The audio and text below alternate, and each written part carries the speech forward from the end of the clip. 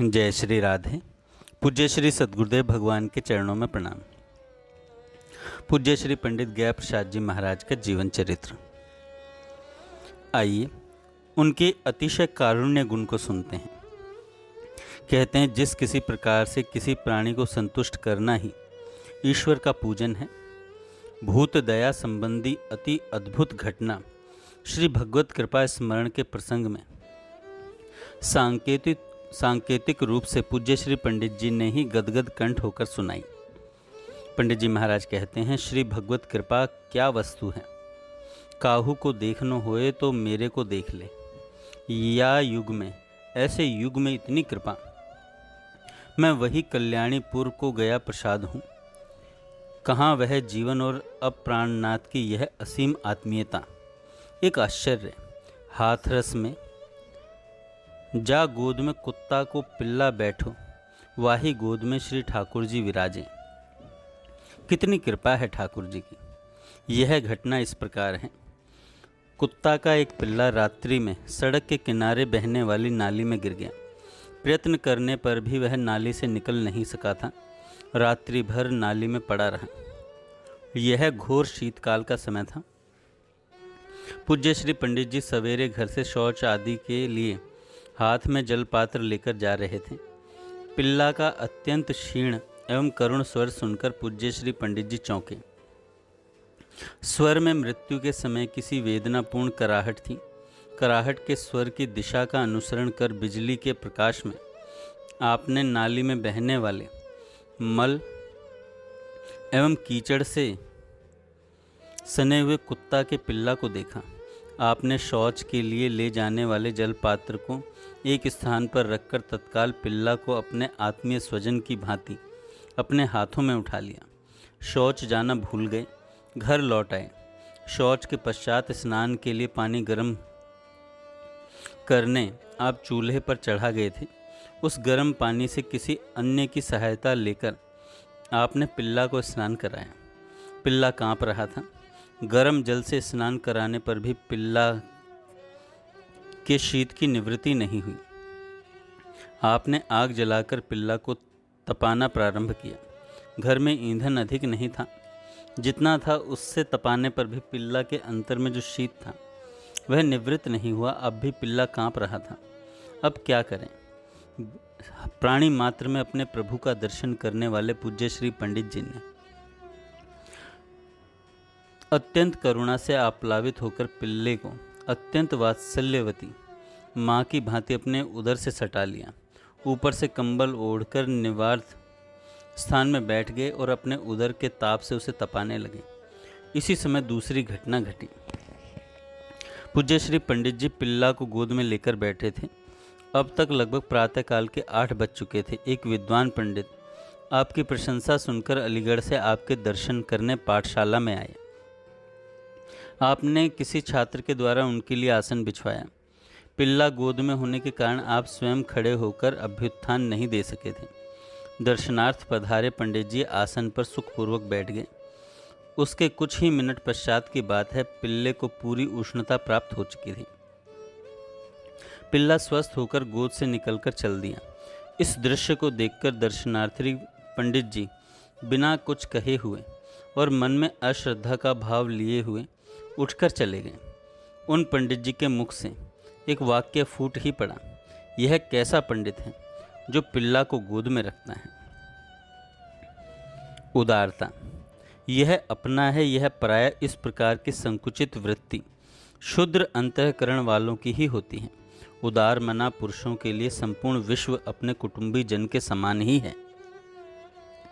देशगत, जातिगत, धर्मगत, संप्रदायगत, योनिगत, ऊंच नीच, अच्छे बुरे, अपने पराये समस्त विभेद में दृष्टियों का त्याग कर जो प्राणी मात्र के दुख से दुखी होकर सहज स्वभाववश अपने आप को कष्ट में डालकर भी जो दूसरों के दुख को दूर करने के लिए सतत प्रयत्नशील रहता है, वह उदार है।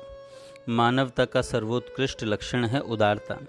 यह किन्हीं विरले महामानवों में पाया जाता है जिन्हें श्री भगवत कृपा प्रसाद से यह प्राप्त है। वे वंदनीय हैं, संत हैं। इस संदर्भ में गोस्वामी तुलसीदास जी ने संतों के लक्षणों का वर्णन करते हुए कहा है, पर उपकार वचन मन काया, संत सहज स्वभाव खगराया।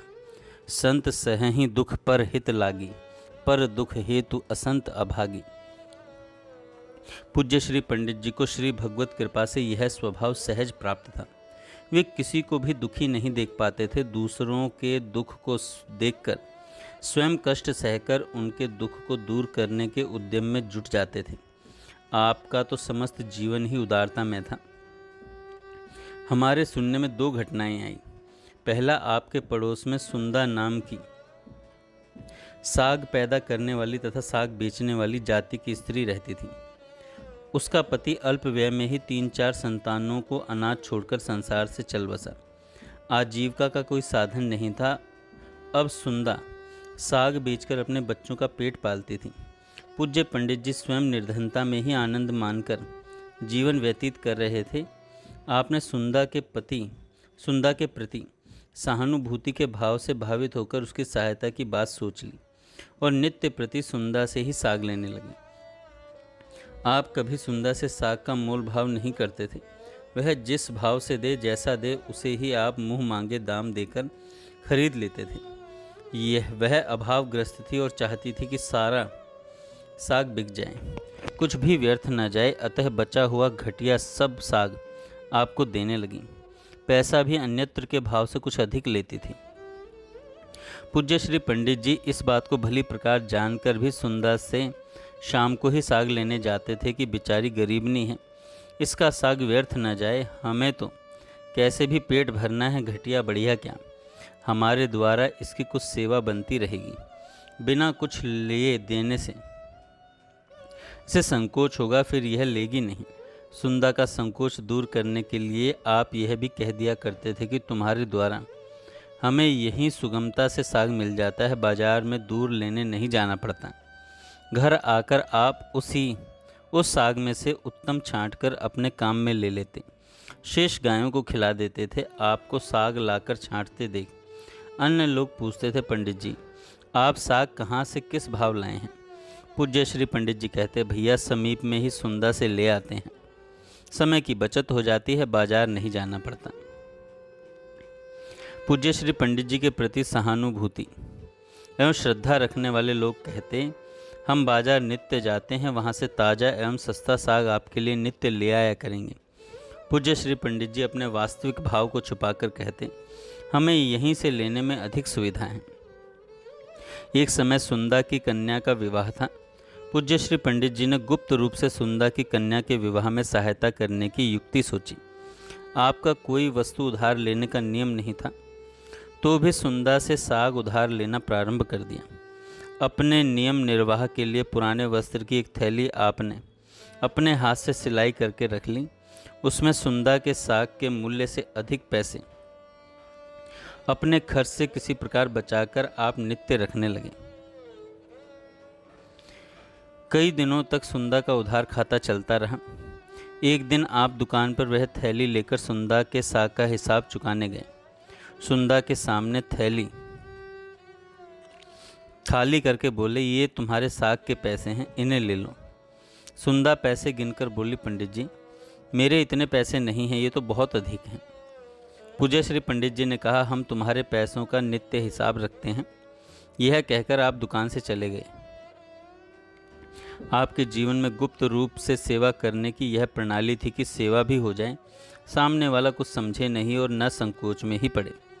अत्यंत गरीबी में भी उदारता, यह आपके जीवन की अति विशिष्टता है। दूसरा, एकादशी का व्रत था। आपका संपूर्ण कुटुंब एकादशी व्रत का पालन करता था। दूसरे दिन द्वादशी तिथि थी, व्रत का पारण होना था।